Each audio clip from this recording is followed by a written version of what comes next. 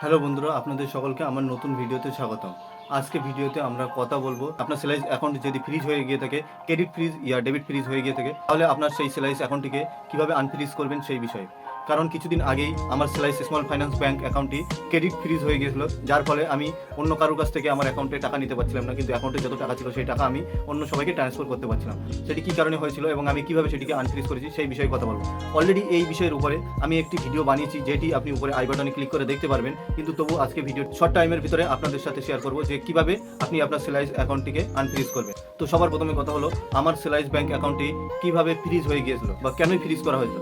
আমার সেলাইস ব্যাংক অ্যাকাউন্টটি থেকে আমি অনলাইন কিউআর কোড টার্গেট একজনের পেমেন্ট করি। যে পেমেন্টটি করার আগে সেলাইস ব্যাংক আমাকে দুবার ওয়ার্নিং করেছিল যে এটি একটি ফ্রড ব্যাংক, এটিতে পেমেন্ট করো না। তা সত্ত্বেও আমি পেমেন্ট করি, কারণ সেই কিউআর কোডটি ছিল ইনস্টাগ্রাম কিংবা ফেসবুকে যে ভিডিওগুলো আছে, যে হেল্প সাপোর্টের জন্য অর্গানাইজেশনের তরফ থেকে কিউআর কোড দেওয়া হয় স্ক্রিনের উপরে বা ভিডিওর উপরে, সেই কিউআর কোড ধরে পেমেন্ট করার সময় আমাকে দুবার ওয়ার্নিং দিয়েছিল, কিন্তু তা সত্ত্বেও আমি 3বারের মাথায় আমি পেমেন্টটিকে করে ফেলছিলাম আমার অ্যাকাউন্ট দিয়ে, যার ফলে তাৎক্ষণিক আমার অ্যাকাউন্ট ফ্রিজ হয়নি। তার 1-2 দিন বাদে তাদের যে সিস্টেম আছে সেই সিস্টেম অটোমেটিক চেক হতে থাকে এবং চেকিংয়ের পরে দেখে আমার অ্যাকাউন্ট থেকে একটি ফ্রড ট্রানজ্যাকশন হয়েছিল, সেই কারণে আমার অ্যাকাউন্টটিকে ফ্রিজ করে দেয়। তখন আমি চিন্তায় পড়ে যাই যে আমার অ্যাকাউন্টটিকে আনফ্রিজ করবো কীভাবে, কারণ আমি তো অলরেডি সেলাইস ব্যাংক অ্যাকাউন্ট ইউজ করছি এবং সেখানে আমার টাকা ছিল, প্লাস ফিক্সড ডিপোজিটেও টাকা ছিল। সেই ফিক্সড ডিপোজিটের টাকাটি আমি তৎক্ষণিক উইথড্রল করে নিই এবং উইথড্রল করার পরে সেলাইস অ্যাকাউন্টে যুক্ত হয়ে যায়। তারপরে আমার সেই সেলাইস অ্যাকাউন্টে যত টাকা ছিল সব টাকা আমার অন্য ব্যাংক অ্যাকাউন্টে ট্রান্সফার করে নিই। তারপরে আমি তাদের যে চ্যাট সাপোর্ট টিম আছে তাদের সাথে কন্ট্যাক্ট করি এবং তাদের সাথে কথা বলার পরে জানতে পারি তারা 24 ঘন্টার সময় নেয় এবং 24 ঘন্টার সময়ের পরে তারা রিভিউ করে আমাকে জানাবে। কিন্তু 24 ঘন্টা পার হয়ে যাওয়ার পরে যখন রিপ্লাই এলো, তখন দেখলাম যে তারা বলছে আমরা এই মুহূর্তে আপনার অ্যাকাউন্টটিকে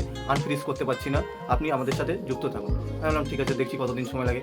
তারপর ফের আমি আবার নতুন করে একটি চ্যাট টিকিট ক্রিয়েট করি এবং সেখানে তাদের সাথে কথাবার্তার পরে বুঝতে পারলাম যে তারা বলছে এটি সম্ভবত কোনো একটি ফ্রড ট্রানজ্যাকশনের জন্য হয়েছে, যার কারণে আপনার অ্যাকাউন্টটিকে ফ্রিজ করে দেওয়া হয়েছে এবং এটি ঠিক হতে মোটামুটি 1 সপ্তাহ থেকে 2 মাস পর্যন্ত সময় লাগবে। তখন তো আমার আরও চিন্তা বেড়ে গেল যে 2 মাস আমি কীভাবে এই সেলাইস অ্যাকাউন্ট না ব্যবহার করে থাকি। কারণ তোমরা সবাই জানো সেলাইস অ্যাকাউন্ট ব্যবহার করলে সেখানে প্রতিদিন ইন্টারেস্ট দেয়, প্লাস ওখান থেকে টাকা ট্রান্সফার করলে কিংবা কাউকে পেমেন্ট করলে কিছু ক্যাশব্যাক পাওয়া যায়। আর আমি ক্যাশব্যাক পাওয়ার জন্য সত্যি কথা সেলাইস অ্যাপটাই ইউজ করি। আমি সেই রিপ্লাই পাওয়ার পরে ফের আমি ডিরেক্ট তাদের ফোন কন্ট্যাক্ট টিম আছে তাদের সাথে কন্ট্যাক্ট করি এবং তারা সেই বিষয়টিকে ফের আবার নতুন করে টিকিট ক্রিয়েট করে জানাই।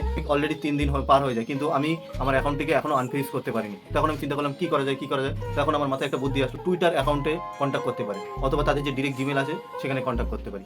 তো সেই কারণে আমি কী করলাম, তাদের যে টুইটার অ্যাকাউন্ট আছে সেই টুইটার হ্যান্ডেলে গিয়ে আমি ডিরেক্ট মেসেজ করলাম এবং তারা সেখান থেকে আমাকে রিপ্লাই দিল এবং তারা বললো আমাদের ইমেলে কন্ট্যাক্ট করো। তাদের ইমেলে কথা হতে তারা বললো ঠিক আছে, আমরা 2 দিন সময় নেবো, তার মধ্যে আপনার অ্যাকাউন্টটিকে ব্যাক করে দেবো।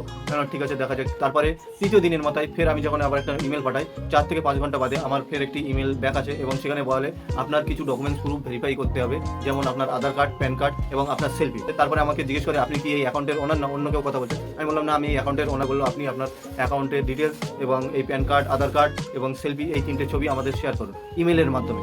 তারপর আমি তাদের ইমেলে এই ডকুমেন্টসগুলো শেয়ার করে দিই। তার 4 থেকে 5 ঘন্টা বাদে আমার রিপ্লাই আসে যে আপনার অ্যাকাউন্টটিকে আনফ্রিজ করে দেওয়া হয়েছে।